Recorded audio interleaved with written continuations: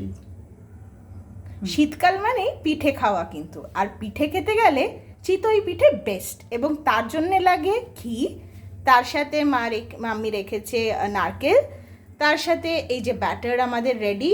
Mummy কি কি দিয়েছো ব্যাটারে? চালের গুঁড়ো, হ্যাঁ, আর একটু নুন, আচ্ছা আর গরম জল দিয়ে করেছে। আচ্ছা, ওর মধ্যে গরম জল মানে ওয়ার্ম ওয়াটার।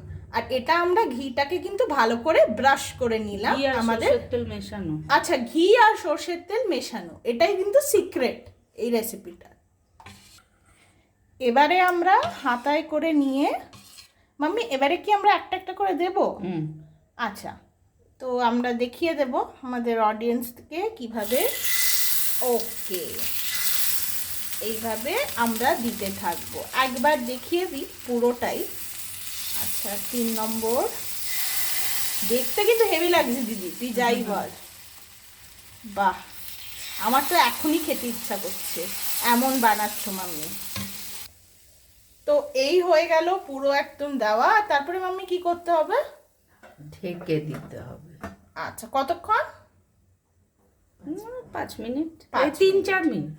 আচ্ছা, ওই 4 মিনিট ধরে নিই। দেখে নিতে হবে ফুটফুট উঠবে, সেটা দেখবো আমরা, তাই তো?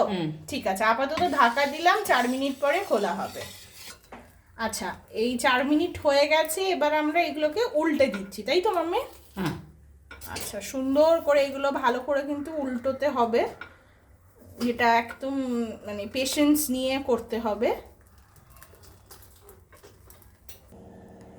ইয়েস বন্ধুরা, হয়ে গেল আমাদের চিতই পিঠে, এবং রয়েছে ঝোলা গুড় এবং নারকেল কোড়ানো। এনজয় করো পিঠে পুলি উৎসব।